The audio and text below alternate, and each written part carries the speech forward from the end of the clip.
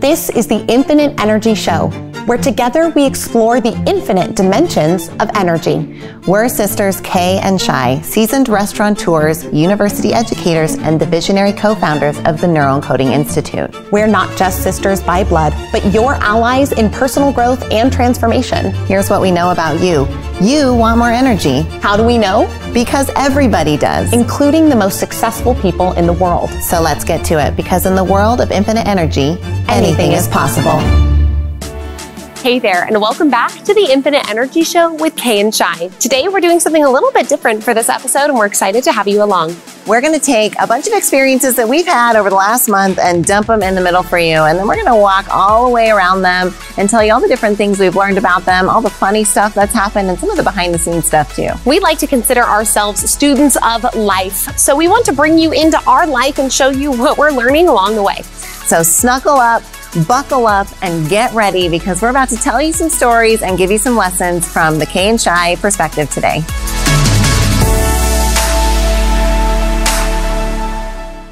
Now, we are business people, we are moms, we are sisters, and we are human beings. And it is summertime, which means we've had lots of adventures over this last month. We've broken them down into a few different sections. So first up, we want to tell you a couple of tales from what we like to call the front lines of entrepreneurship. That's right. On the front lines of entrepreneurship, for us, that means running our restaurant company, working in the Neuroencoding Institute, working at the university, helping our communities, being the co-announcers for the Great Reno Balloon Race, and a few other projects and initiatives along the way. So we've got a few experiences from this summer that we want to share from those business trails. Now, in the Neuroencoding Institute, which is our business alongside Dr. Joseph McClendon III, who is a neuropsychologist, have been working in the field of performance for the last 30 years, is one of the most foremost experts in regards to how to create behavior change in yourself so that you can go out and live the life of your dreams. Now, we co-founded an institute with him,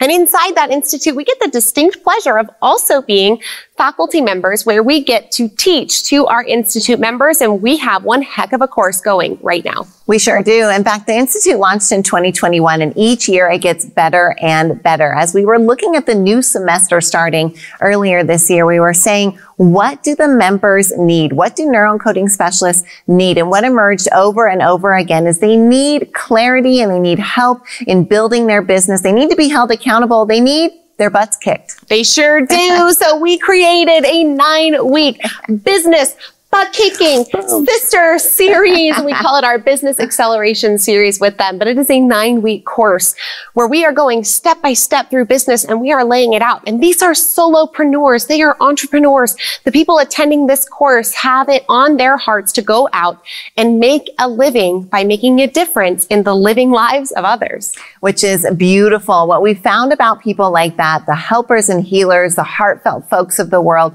is that oftentimes doing the business mechanics and the taxes and the structures and the systems is really too robotronic and a little bit scary. And so they end up avoiding it. But what that means is they end up avoiding the things that will grow their business, that will amplify their message, that will allow them to grow their impact and their influence. And that's what we want for them. So we were like, we got to kick their butts.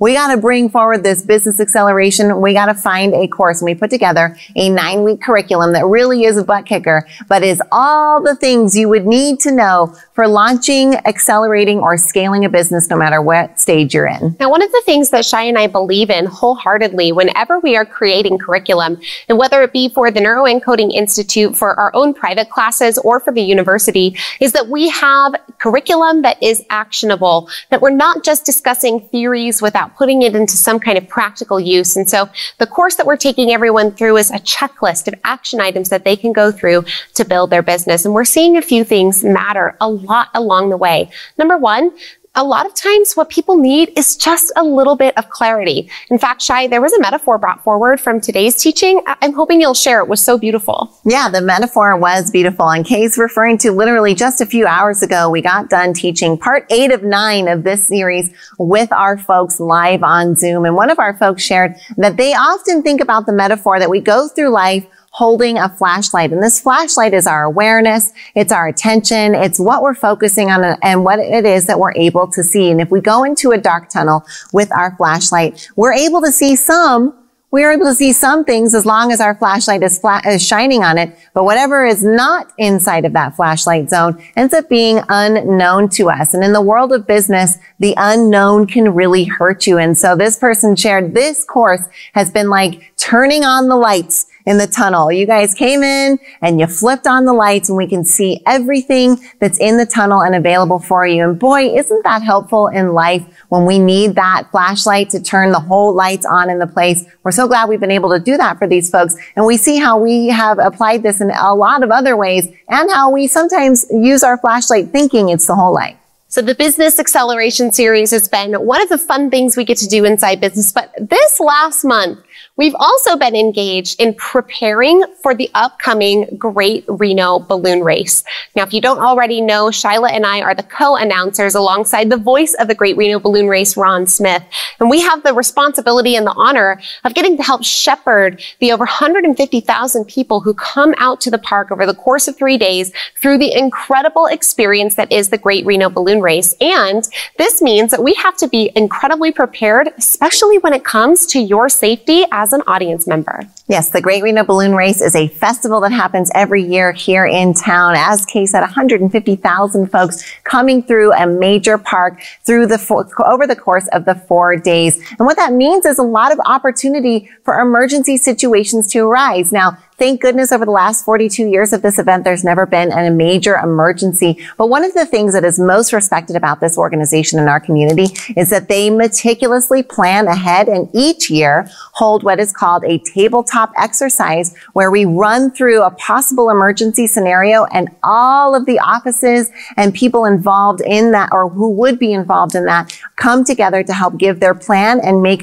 contingency plans for what would happen in case the worst came together. So this tabletop exercise is a really incredible thing to be a part of. It's something that we'd actually never even seen before. Yeah. This was brand new to us, where a major event will come together and they'll say, hey, we're going to run through a scenario. And in the room, you have the National Weather Service, you have the Emergency Medical Services, you have the Sheriff's Department, you have the FAA, the flight regulators there. You've got everyone in the same room, all the leaders putting their heads together to just be prepared if anything were to happen. How could we mitigate the loss, mitigate the damage, and be sure that we keep everyone as safe as possible? Now, we learned so much through this experience. We got to do it for the first time last year, and this is our second year getting to do it.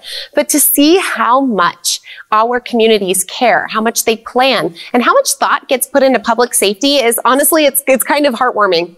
It is heartwarming. Like the amount of structure and communication that has to happen behind the scenes, even for something small, let alone something major, is truly amazing. And it gave us a lot of perspective and humility around how humans have advanced and be able to live in advanced societies like this with structures like this. Now, one of the funny things we learned is when you get into a room like this with the FAA and the paramedics and our sheriffs and our park rangers and the National Weather Service, that everybody starts using words and acronyms and lingo and jargon that we don't always understand. Ingress, egress, opto. They've got, you know, the dory that they cold wash, hot wash, RRM. We don't even know what any of it means. They're even referring to each other with all their different acronyms. You know, we got the EMS, we got the NWS, we got the FAA, we got the, you know, short of the FBI, it felt like the whole world was in the room. It did, and we didn't know what half the letters stood for. So pro tip, if you're going to have some kind of a larger event like this,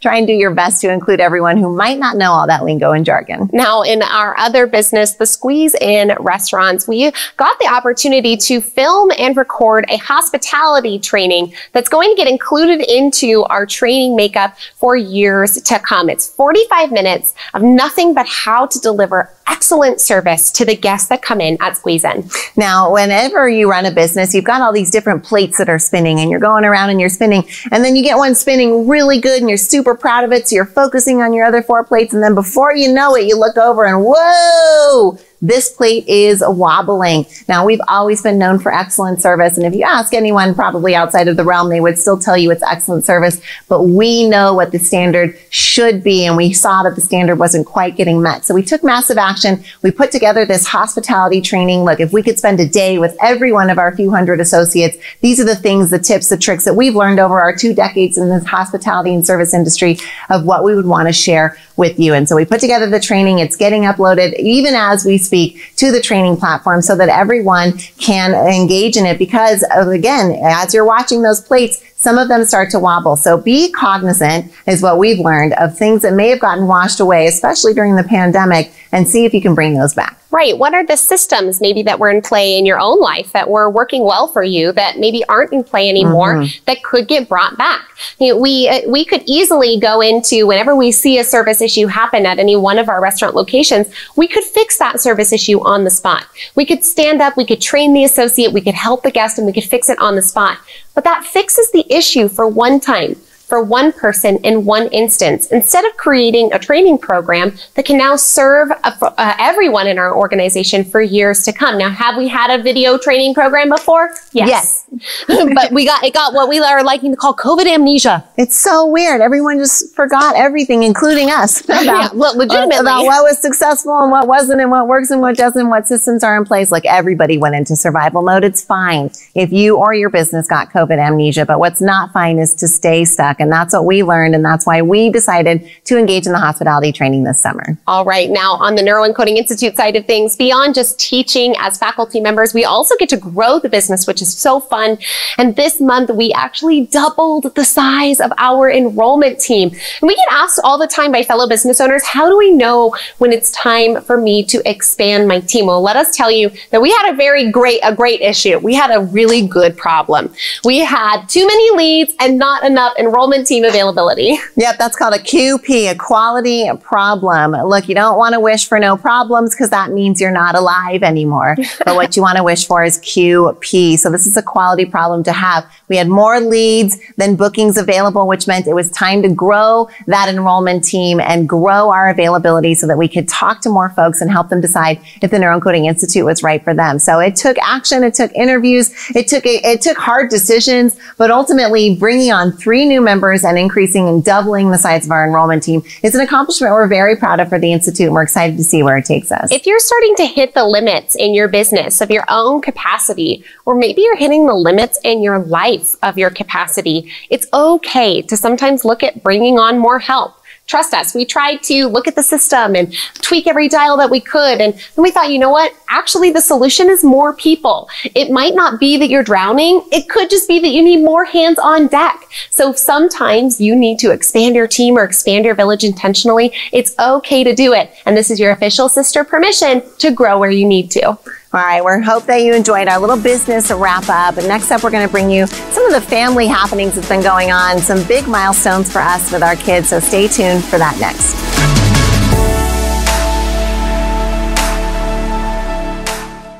Now here where we are, it's the first day of school season. Whoa, did summer get shorter or what? It does that every year. It's so weird how it just seems like it compresses and compresses. You probably had that experience as well. But nevertheless, we are back to school and there's some big milestones for us this year, starting with my twins, Wesley and Emery, now almost 14 years old, started high school. Ooh, high school. We got a couple of teenagers on our hands. We got phone using, headphone wearing, eye rolling human beings in the house. That's right. We're sports playing. We are schedule watching. We are friends in golf and we are having a great time. Yes, I have 2 freshmen in our house, a boy and a girl. And it's so fun to see them and go through this. It's even more fun because they're actually going to the same high school that I went to. So even at the back to school night, they kept trying to hand me a map. I was like, trust me, I don't need that. I know this campus pretty darn well. So 25 years ago, there I was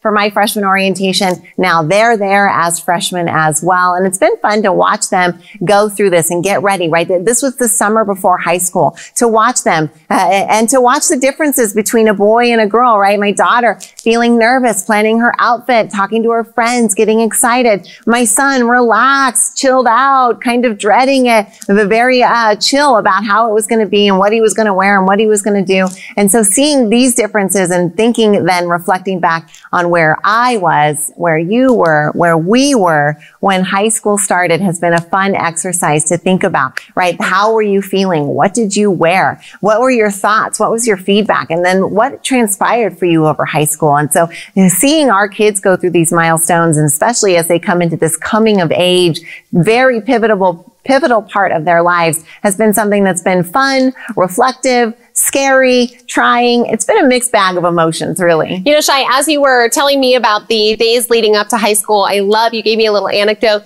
about how you and your daughter were both kind of talking about the outfits that were going to get worn on the first day of school. And your son comes out and he's like, what are you guys talking about? And you're like, well, we're planning the first day of school outfits, obviously.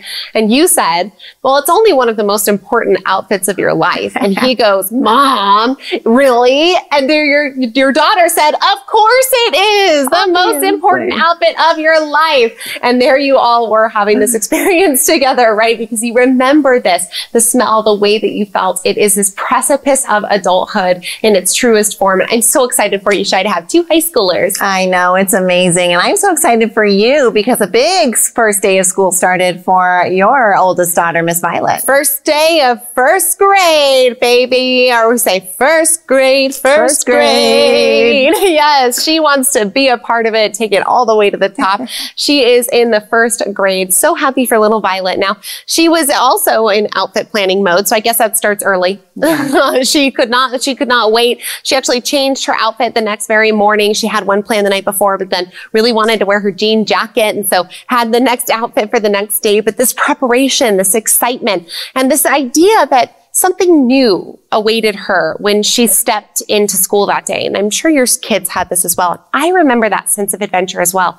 How often do we have this now? Unless you're starting a brand new job, or maybe you're going to go to a conference where you barely know anyone. This idea of right on the edge of something new and the energy around that and what it creates for people. I watched her get more organized. I watched her get energized and excited. I watched her focus in on what was coming instead of being sad about the things that have already happened. And it was amazing to remember this energy of newness and how we may be able to even bring that into our everyday life and harness it to have a better experience. Now, it wasn't a first day of school, but another first that happened inside of our families and with our kids is that my son, Wesley, who you just heard about, as well as our youngest daughter, Annadelle, started in martial arts. Now, this is something Annadelle in particular has been very excited about, and her first day was of fifth grade. So we've got our last year in elementary school, which is its own emotional process that I'm having to deal with. But as we watched them over the summer make this decision to move into martial arts and get into it, it's been amazing to see the empowerment that comes forward from engaging in a new sport or a new activity, and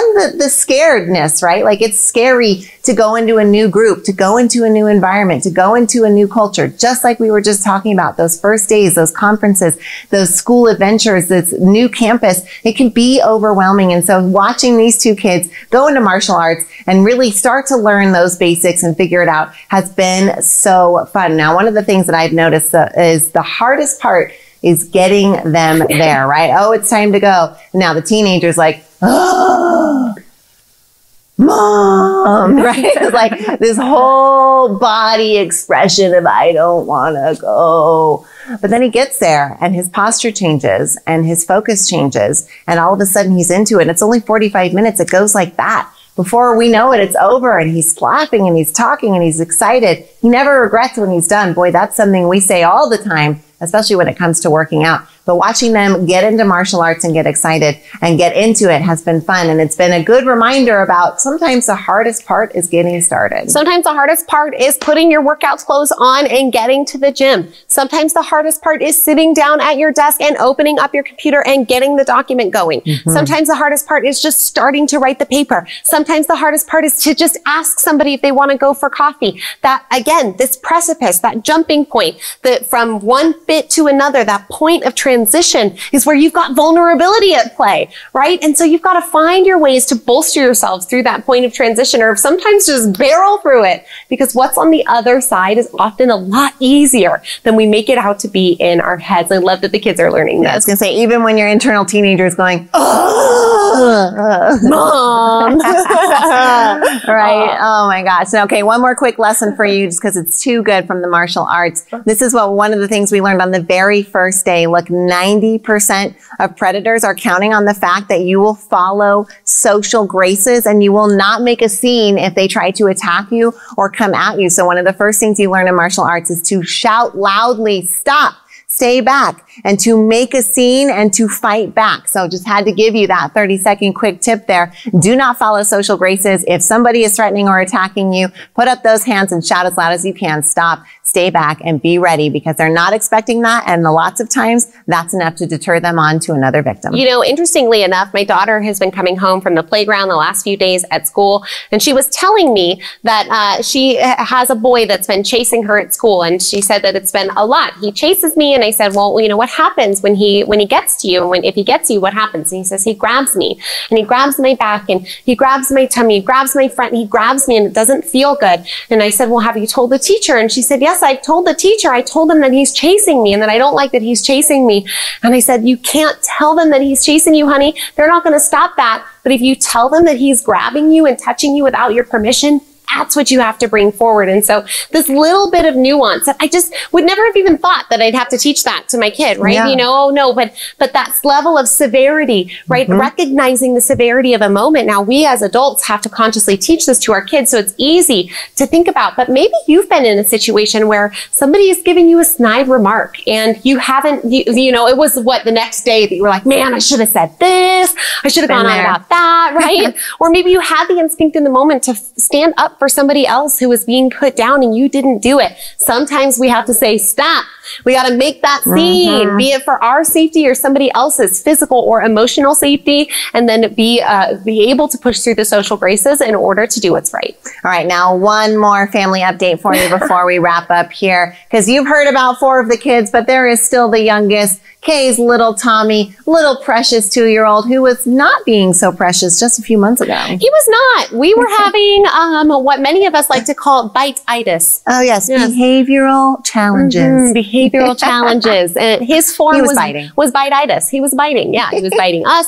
He was biting his fellow classmates. And at the school that he was at a preschool, they were starting to kind of know him as the problem child. And he was coming home from this preschool and he was just wild. Like, I was thinking that he was a problem child. What's going on? I know he's the sweet boy, but his behavior was off the chain. Now, we had been on a preschool waiting list for the school that my daughter attended when she was in preschool because we love them, we know them. And so he was at a daycare. We were moving him over to a preschool. And so we moved him from one class to another. Now, I did not tell his teachers, hey, he's a problem child. I didn't want him to go into the school with labels. But something really amazing happened when he started in at this new school with new routines, with different sets of discipline, and without the preconceived notion that he's the problem child.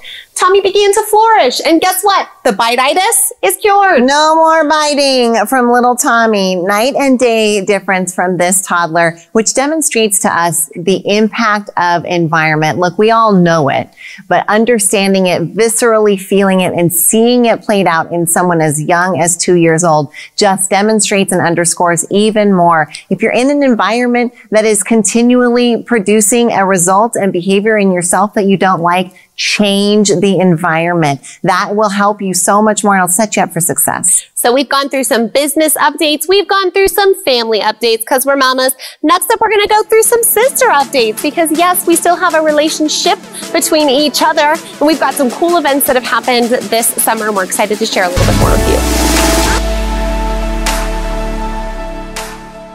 as we wind down the summer, we've been in reflection mode about how this summer has been honestly better for us than summers past. And there's a big reason for that.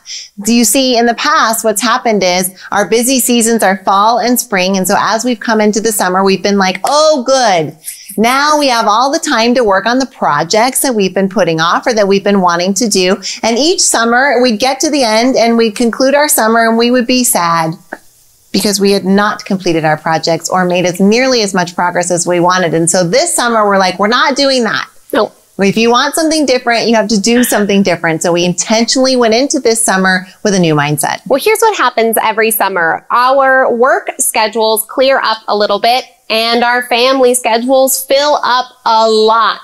And so what we used to do in times past is we would look at our work schedules and we would say, wow, the work schedule has cleared up. So let's pile on more projects without really taking into account the fact that our family projects would pile in as well and also need to have their time and their place. Things like family vacations, things like enjoying the summer sun. Come on, we got to get outside while it's hot, right? Yeah. Things like kids going off to camps, things like kids being home from school in your house. That's a whole thing. That's a whole thing, right? And so we have this swing and this ebb and flow, and we would either find ourselves totally maxed out and stressed in the summer trying to handle it all, or totally disappointed that we didn't handle any of it well on the journey at the end. So this summer we intentionally said no extra projects. We're going to maintain our baseline work. We're going to do our things that we know are coming, but we're not going to ask ourselves to do anything major. Well, I actually asked myself to do there was one extra major project that one you extra decided major to take thing. on. That's true.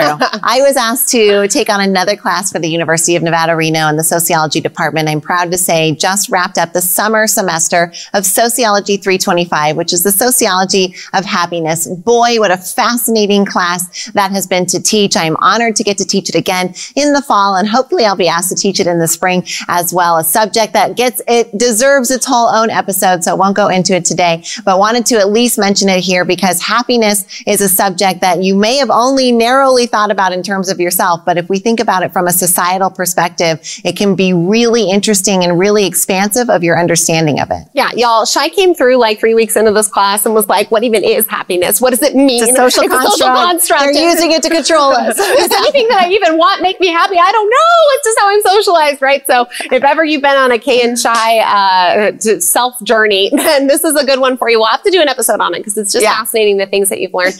But it's so fun to see, Shai, you get to teach more as you go through your journey at the university. And I love getting to come alongside you and do things together, just like we've gotten to do all summer with our fun activities. Now, halfway through July, Shai and I went to a music festival. We had a sister date. We went up to Tahoe to the Palm Tree Music Festival, where we got to see a few of our favorite EDM artists rock through the night and enjoy a beautiful Lake Tahoe sunset. It was so fun to make the time for that. I think we bought the tickets in like March or April and then sort of forgot about it. And then here it came on the calendar and we're like, we're going to see Griffin. Like, that's so fun. And so we went up, we had a great time. We danced. It was just fun to leave the kids at home, leave the responsibilities on the laptop and just be silly, have fun, dance our little booties off. And because we're both over the age of 30, leave 15 minutes early to beat the traffic. And we were so proud of that. Oh, that was such a good move, you guys. So if there's any lesson to take away from this, it's leave early to beat the traffic. You literally never regret leaving early to beat the traffic. You just don't. So do it. But the other lessons that came out of this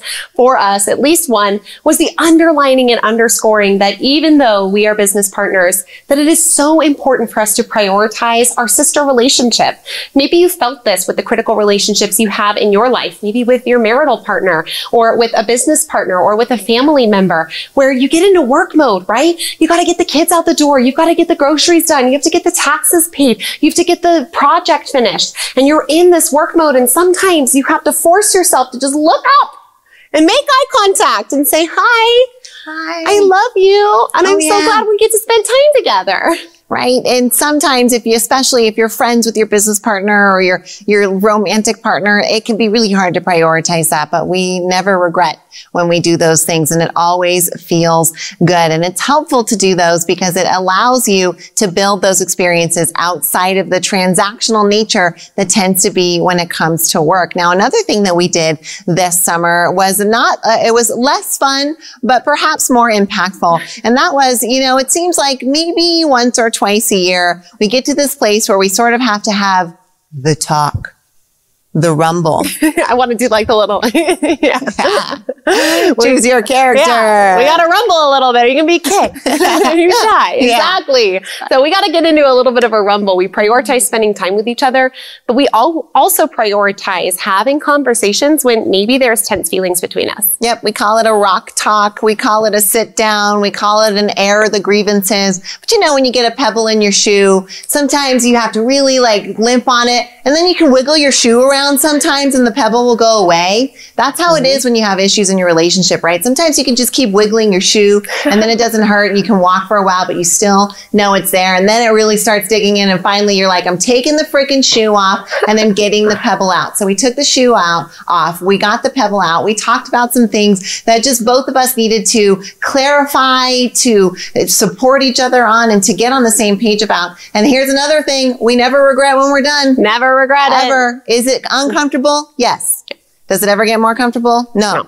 Is it always worth it? Absolutely. How long have we been having these rock talks for? Yes. 8 years, you guys, since we started in partnership together. And it was one of the things that when we very first started, we talked about our talking in the beginning quite a bit, but we had some sit downs and we said one of our rules for what we like to call our rules for positive partnership is that we are never going to allow these things to fester too long to the point where we're emotionally punishing the other person without saying something, right? We have to have these conversations. And so there have been a lot of these talks over the last 8 years that we've been really deeply involved as business partners. Now, there's been many since we've been sisters, but in this organized manner. They're never disrespectful. They always include tears. Not from hurt feelings, just because, you know, we're happy, we're big emotions are a lot. Yeah, we're big emotions people. Can you tell? We have a lot of energy, right? It's called the Infinite Energy Show. Sometimes that energy channels into tears, but it's always authentic. And we're both very focused on how can we individually do better and what is for the greater good. And ultimately, it always comes out better. So if you've got a rock in your shoe with anybody in your life, take the shoe off. And take that rock out so that you can get back to walking instead of rocking. Oh, I like that. That's what we've always called it, rock talk. Yeah. Like you got to have a rock talk. So there's a rock in our shoe. Out. Oh man. Now that can be code. I got a rock in my shoe. Oh, snap. We got to have a rock talk. Okay, now you guys know. Yeah, you're in the family. Don't share the secret, okay? I mean, you can share with us. If ever you have a bone to pick, you got a rock in your shoe. There we go. Okay, well, that's now in on our language, but another language we got to indulge in our final anecdote for you today is that we got the opportunity to go up to the Lake Tahoe Shakespeare Festival, which is an annual event that happens here in our community. Thou dost not know the beauty that Lake Tahoe doth shine upon thee in the moonlight and in the beauty of the Shakespearean plays. Now, each year, a Shakespeare play comes to Sand Harbor. Thank you. And we've been going, honestly, for 20 years. Our parents first started taking us when Kay was in middle school, I think maybe even earlier. And we've been sponsors through the years. We've volunteered. And the funny part is, it's not even about the Shakespeare. No. We're really not there for the show. You know, like we feel good about ourselves saying that it's the Shakespeare because that's literary and it's elegant and it's sophisticated. But man, is that venue beautiful? Is it so fun to pack a picnic and go up and watch a sunset? We always have a good time together, even if you don't understand the play. It's so good. It's so fun. Yes, we're really there for the experience lakeside to be sunset on Lake Tahoe at Sand Harbor at the outdoor amphitheater. We always arrive early so we can take a walk around so we can get to enjoy Sand Harbor when there's not quite so many people there and then get to see the sunset in the iconic Lake Tahoe Park. It is such a beautiful experience. Now, the Shakespeare is a part of it, and what we've learned over the years is that Shakespeare is really hard to understand. Now, you may not think that Shakespeare is really hard to understand. We bow down to you. We bow down to you, oh you scholar. Academic scholar, you. Beautiful scholar, you. Well, but for those average, of us, yes, peons and plebeians. Humans, we do not understand Shakespeare. So we've learned now that we've got to look up the story before we go to Shakespeare so we can follow along as we go. And this time around, the actors did the Shakespeare play in American accents, and wow, did that make a difference? Yes, it's amazing when you do your homework, when there's a little bit more context around for it, when the accents aren't another layer of misunderstanding, it allows you to enjoy and immerse a little bit more. But truly, that doing the homework piece, it's reading on the way up is usually where we're giving the synopsis on the way up, allows you to be like, oh yeah, this is that person. Oh yeah, this is the play within the play. Oh yeah, this is where the fairies come out and the farcical things happen. And then you can kind of follow along and enjoy it for what it is. Now, kudos and shout out to the cast and staff for the Lake Tahoe Shakespeare Company. They are amazing. They know that people don't understand the language. They act so much with their bodies and with their voices and their emotion that it carries the story. Of course, the set is beautiful, but doing your homework and giving yourself that pre-frame of context, whether it's Shakespeare or not, always sets you up to have a good time. Look, if we research a company before we get into a business meeting where we're trying to get that company to say yes to us for a product or a service, researching that company ahead of time gives us a bearing for their story, for their values, for how they might want to talk. It's a very similar thing with looking up the story for a Shakespeare play ahead of time. So you have bearings for what's happening in the story, the values that are at play for the characters. This quick preparation that you can usually use this really complex tool. Okay, this is a really complex tool. You're going to want to write it down. Okay, it's called GOOGLE.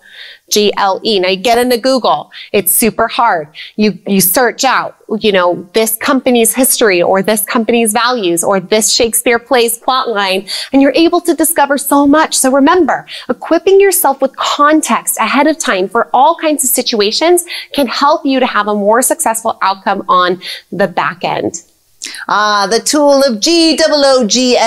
Ah, yes. It doth shine its great knowledge upon thee. You're good at that. Well, we've had decades of practice here. Truly. And if our parents are watching, I'm sure that our dad is doing his, I don't know where and it doesn't end until his voice is gravelly because we're all laughing hysterically at the Shakespeare accent. So even though it's not about the Shakespeare, it is about the Shakespeare. And we hope that you've been enjoying some fun traditions this summer. You've allowed yourself a little space to breathe, to be, to lean into family, or maybe that season is coming up for you now, but whenever it is, we encourage you to allow yourself to do that. It certainly will set you up to feel better about it and honestly get more done with less stress. Thanks for joining along for this summertime recap as we go over the lessons we've learned on the ground over the last 30 days. Remember, this, as every episode of the Infinite Energy Show, comes at you with the most love from your sisters, Kay and Shai. Thanks, everybody.